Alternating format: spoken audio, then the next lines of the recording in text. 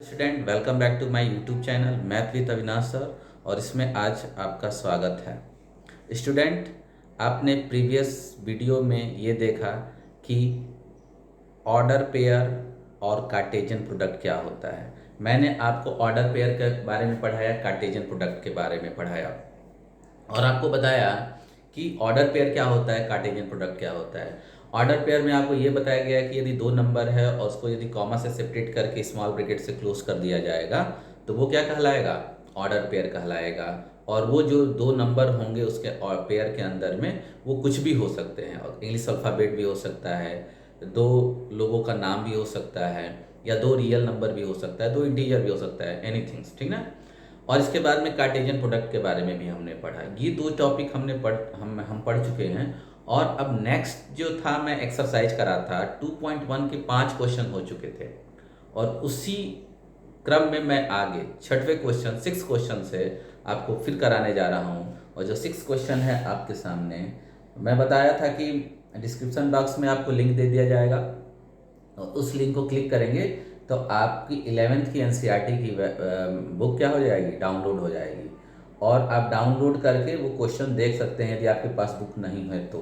वैसे तो दुकानें खुल रही हैं, आप बुक खरीद लेंगे तो बेहतर होगा, अदरवाइज नहीं है तो उसकी भी व्यवस्था कर दी गई है। आप डिस्क्रिप्शन बॉक्स में जाइए, वहाँ पर दो चीज़ आपको दिखेगा। एक तो दिखेगा कि प्लेलिस्ट बनी हुई है, एक जो लिंक होगा वो क्या होगा, आपके 11th की प्लेलिस्ट की होगी, और दूसरा जो लिंक होगा क्लास 11 की एनसीईआरटी की बुक की होगी, ठीक है ना। तो चलिए, यदि आपके पास बुक नहीं है तो वो ऑनलाइन आप देखते रहिए और मैं 6 क्वेश्चन कराने जा रहा हूँ। 6 क्वेश्चन में ये दिया हुआ है, क्वेश्चन 6 है यहाँ पर। 6 दिया हुआ है कि A cross B, A cross B है कितना, A x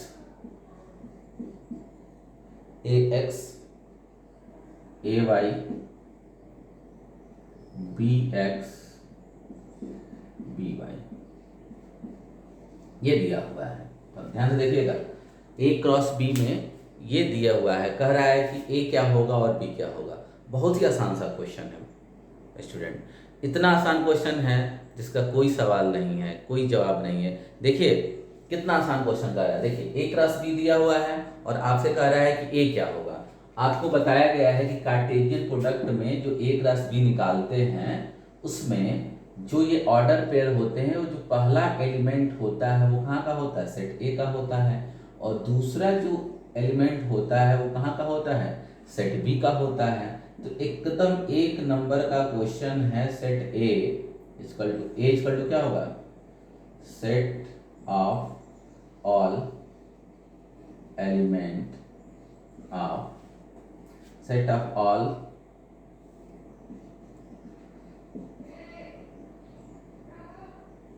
set of first element of all ordered pair of A cross B। ध्यान से देखिए, ये क्या होगा, set of first element of all order pair of A cross B. A क्या होगा, सेट होगा, किसका सेट होगा, फर्स्ट एलिमेंट का, वो भी किसका, फर्स्ट एलिमेंट का, सारे ऑर्डर पेयर का, किसके, ए क्रॉस बी के। ए क्रॉस बी के पहले एलिमेंट का जो सेट होगा, सारे ऑर्डर पेयर देख लीजिए, 4 ही ऑर्डर पेयर है, और पहले एलिमेंट का जो सेट होगा वो ए होगा। तो ए क्या हो जाए, देखो ए। अब देखिए, पहले से यदि बनाना स्टार्ट करेंगे तो ए लिखेंगे, फिर आपको ए लिखना पड़ेगा। लेकिन ध्यान देखिएगा, यदि एक बार ए लिख दिए तो फिर दोबारा ए आ रहा है, भले ही इस ऑर्डर पेयर में, लेकिन हम नहीं देखेंगे क्योंकि सेट में किसी भी एलिमेंट को 2 बार नहीं लिखा जाता है। तो जो सेकंड हो जाएगा वो क्या हो जाएगा, बी हो जाएगा। बी भी 2 बार आया है तो एक ही बार लिखेंगे, क्योंकि इस किसी भी सेट में किसी एलिमेंट को हम 2 बार नहीं लिखते हैं। इस बात पे आपको ध्यान देना पड़ेगा। एक तो ये हो गया, और इसी तरह बी हो जाएगा set of second element of all order pair of A cross B. तो यहां से बी आपको क्या मिल जाएगा, बी सेकेंड का, तो एक्स वाई एक्स वाई। यहाँ पर भी 2 बार x 2 बार y दिया है, तो हम 2 बार x और 2 बार y नहीं लिखेंगे, केवल 1 बार x और 1 बार y लिख देंगे। तो ये हो जाएगा आपका b। ध्यान से देखिएगा क्या चीज है, a क्रॉस b दिया है, a फाइंड आउट करना है। आपको कल ही बताया गया था a क्रॉस b में जो ऑर्डर पेयर होते हैं उसका पहला एलिमेंट सेट a से होता है, दूसरा एलिमेंट कहाँ से होता है, सेट b से होता है। तो अब a क्रॉस b ही दिया हुआ है और a निकालना है, और ये जानते हो कि क्या होता है, set of first element of all order pair. इस सारे ऑर्डर पेयर का जो पहले एलिमेंट का जो सेट बनेगा वो सेट a होगा, दूसरे एलिमेंट का जो सेट बनेगा वो b होगा। पहले से सेट बनाएंगे तो देखो, अब पहले से सेट बनाओगे तो 2 बार a है तो 2 बार a नहीं लिखेंगे, 2 बार b है तो 2 बार b नहीं लिखेंगे। इस तरह से नहीं बनाएंगे आप लोग, इसलिए नहीं बनाएंगे कि किसी भी सेट में 2 नंबरों को लिखना क्या होता है, सही नहीं होता है, मीनिंगलेस होता है, इसलिए आप एक बार लिखेंगे। तो a भी मालूम हो गया, b भी मालूम हो गया। ये बात यहाँ तक क्लियर हुई। अब देखिए क्या क्वेश्चन दे रहा है, कह रहा है क्वेश्चन नंबर 7, a की वैल्यू क्या है, a, 2, b की वैल्यू है 1 2 3 4, c की वैल्यू है 5 and 6, d की वैल्यू है 5 6 7 8। वेरीफाई करना है, चलिए वेरीफाई कराते हैं। पहले तो देख लीजिए ध्यान से कि a क्या दिया हुआ है, a है आपका 1 2, a है 1 2, b है आपका, b है 1 2 3 4, 1 2 3 4, c है 5 6 और d है कितना 5 6 7 8, 5 6 7 8 ये दिया हुआ है। ध्यान से देखिए, a की वैल्यू क्या दिया है 1 2, b की वैल्यू 1 2 3 4, c की वैल्यू 5 6 और d की वैल्यू 5 6 7 दिया हुआ है। अब आपको वेरीफाई कराना है कि a क्रॉस b और b intersection c equal to होगा a cross b intersection a cross c। ये वेरीफाई करना है कि इसकी वैल्यू इसके इक्वल होगा। ये बात क्लियर हो रही है आपको?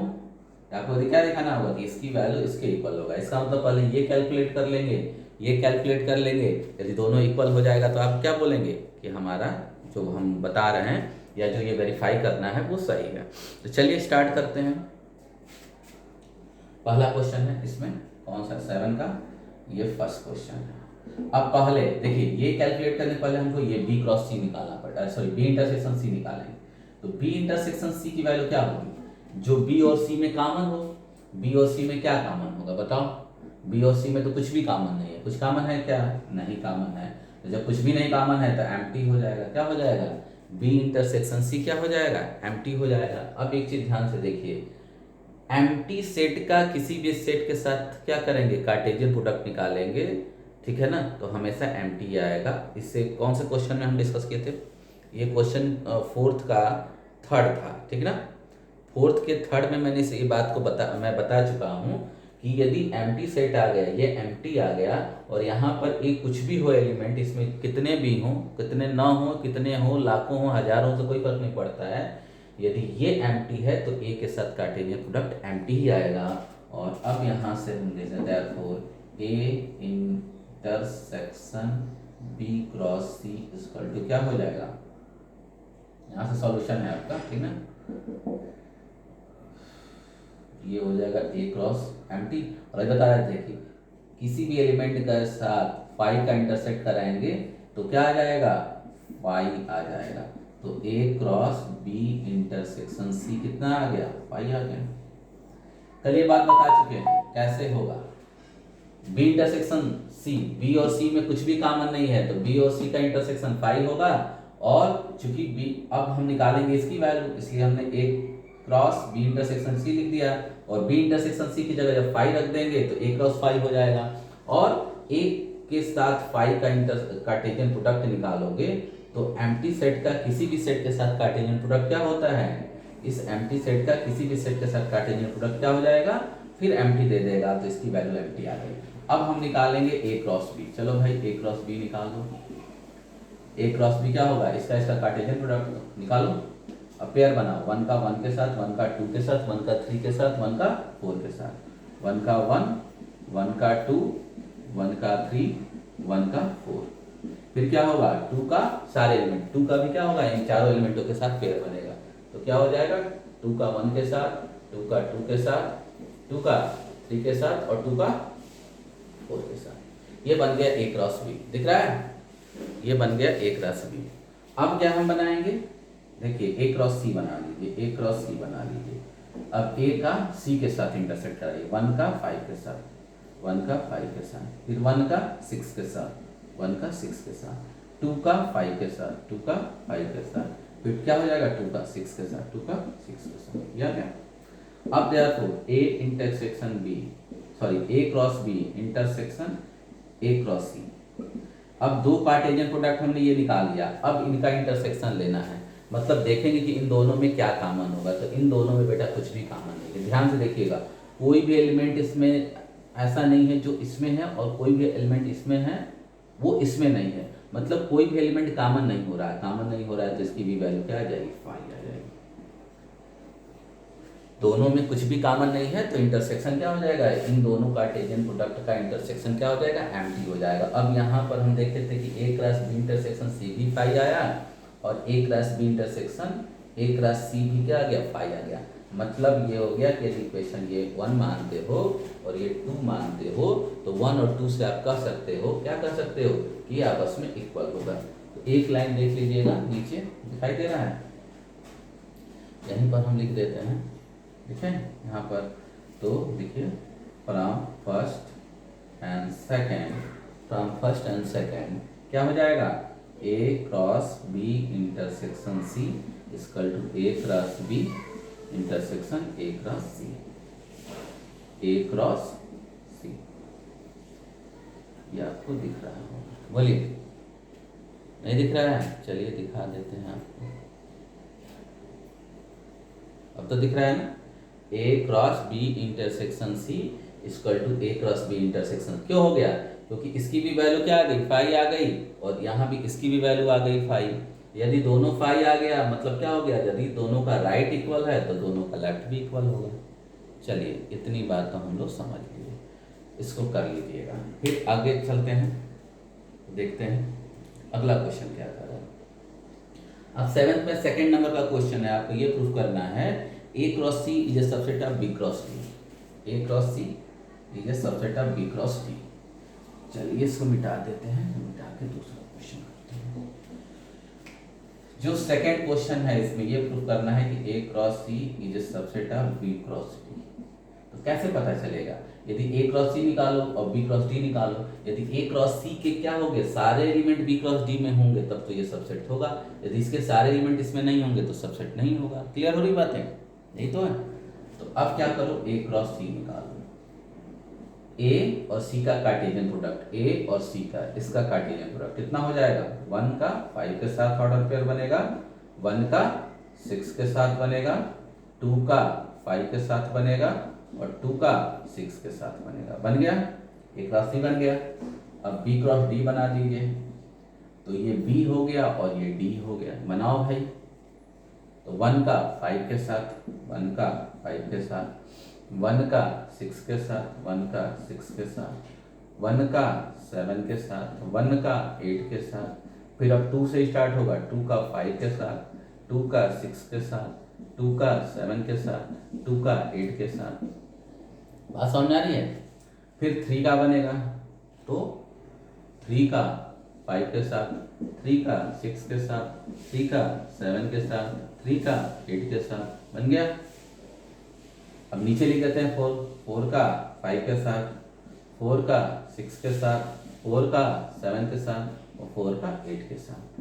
हम देख रहे हैं A क्रॉस C की वैल्यू ये आ गया, B क्रॉस D की वैल्यू ये आ गया। अब ध्यान से देखिए 1, 5 इसमें कहीं दिख रहा है, दिख रहा है, 1, 6 दिख रहा है, 2, 5, 2, 5 भी दिख रहा है, 2, 6 दिख रहा है। मतलब इसके जो 4 एलिमेंट है वो चारों के चारों इसमें दिख रहे हैं। इसका मतलब ये होगा कि A cross C B cross D का सबसेट हो जाएगा। यहाँ पर लिखिए since all elements of A cross C are in B cross D, A cross C के सारे एलिमेंट किसमें हैं, B क्रॉस D में हैं, ठीक है ना। therefore is in B cross D, therefore A cross C is a subset of A cross C is a subset of B cross D। क्या दिखाना था कि A cross C B cross D का सबसेट होगा। तो इसके लिए हमने क्या किया कि ए क्रॉस सी निकाल लिया, बी क्रॉस डी निकाल लिया। हम देख रहे हैं कि ए क्रॉस सी में जो चारों एलिमेंट हैं ये सबके सब बी क्रॉस डी में हैं, और इसलिए क्या हो जाएगा, all element of A cross C is in B cross D. मतलब ये होगा कि ए क्रॉस सी के सारे एलिमेंट बी क्रॉस डी में हैं।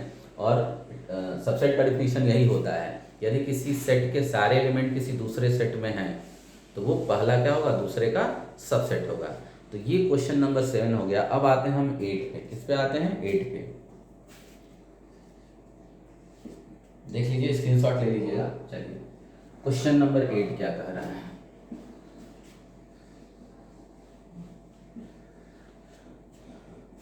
क्वेश्चन नंबर 8 कह रहा है आपका कि ए में है 1, 2 और बी में है कितना 3, 4। 3, 4 ए में एलिमेंट है 1, 2, बी में है आपका कितना 3, 4। राइट ए क्रॉस बी, क्या लिखना है, ए क्रॉस बी लिखना है। तो लिखिए क्वेश्चन नंबर 8, ए क्रॉस बी क्या होगा, 1 का 3 के साथ, 1 का 4 के साथ, 2 का 3 के साथ, 2 का 4 के साथ। हो गया, ये तो बात ठीक है। अगर हाउ मेनी सबसेट भी एक राशि भी है तो कह रहा है कि इसके ए क्रॉस बी का कितना सबसेट होगा, ए क्रॉस बी के कितने सबसेट होंगे। ए क्रॉस बी में कितने एलिमेंट है, 4 हैं। और आपको बताए थे कि किसी सेट में यदि एलिमेंटों की संख्या k हो तो टोटल नंबर ऑफ सबसेट कितना होता है, 2 की पावर k। ये आपको बताया जा चुका है। यदि किसी सेट में एलिमेंटों की संख्या k है तो उसके टोटल नंबर ऑफ सबसेटों की संख्या क्या होती है, 2 की पावर k होती है। अब ये ए क्रॉस बी भी क्या होता है, एक सेट होता है। और ए क्रॉस बी में कितने एलिमेंट है, 1, 2, 3 और 4 एलिमेंट है। मतलब ये हुआ कि इस सेट में एलिमेंटों की संख्या कितनी आ गई, number of A cross B, number of element in A cross B कितना आएगा, 4 आएगा। Therefore total number of subset of A cross B, यदि ए क्रॉस बी में एलिमेंटों की संख्या 4 आ गई तो ए क्रॉस बी के सबसेटों की संख्या क्या होगी, 2 की पावर 4 आ जाएगा 16। तो ए क्रॉस बी में एलिमेंट 4 आए और उसके टोटल सबसेटों की संख्या कितनी आ जाएगी, 16 आ जाएगी। ये आपको बताया जा चुका है सेट में कि किसी एलिमेंट में यदि किसी सेट में यदि के एलिमेंट है तो उसमें सबसेटों की संख्या 2 की पावर k है, 2 की पावर k होगी। जैसे कोई सेट है 1, 2, 3, 4, 6, इतने एलिमेंट है, 1, 2, 3, 4, 5 है, 5 एलिमेंट है तो इसके जो सबसेटों की संख्या होगी 2 की पावर 5 32 हो जाएगी। ये बताया गया था। तो यहाँ ए क्रॉस बी निकाल रहे हैं और इसमें 4 एलिमेंट आ रहे हैं और कह रहा है कि ए क्रॉस बी के टोटल सबसेट कितने होंगे, तो 2 की पावर 4 16 हो जाएगा। तो ये तो क्वेश्चन नंबर 8 हो गया। समझ में आ रही है बात, स्क्रीनशॉट ले लीजिए। अब आ जाते हैं क्वेश्चन नंबर 9 पे। यहाँ पे आ जाते हैं 9 कहता है कि number of element in set A equal to 3, number of element in B equal to 2।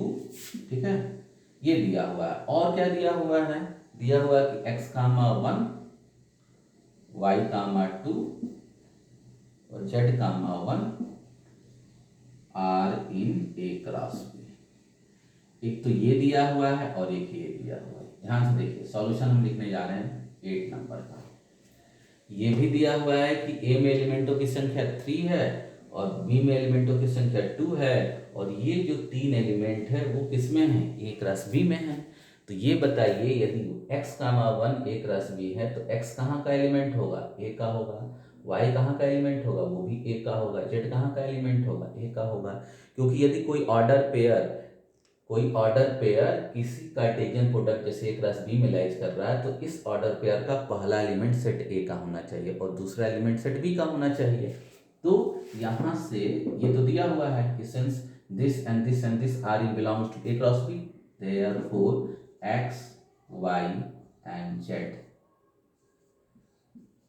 must be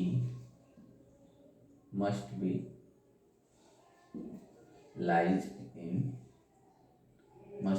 in A, ठीक ना, इन सेट है। ध्यान से देखिए, यदि एक्स वाई जेड ये तीन order pair A cross B में है तो क्लियर है कि जो एक्स है वाई है जेड है कहाँ होना चाहिए, ए में होना चाहिए। And 1 2 1 1 2 and 1।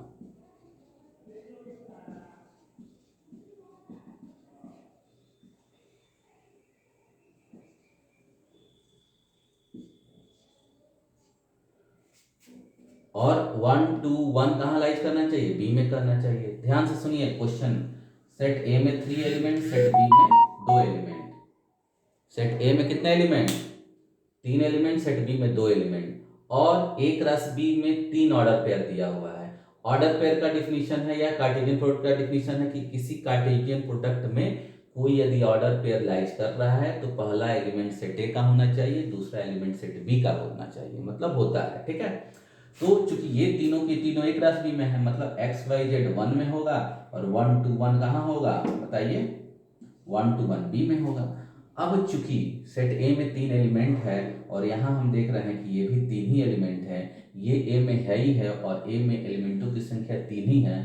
अब देखिए sense A has only 3 element.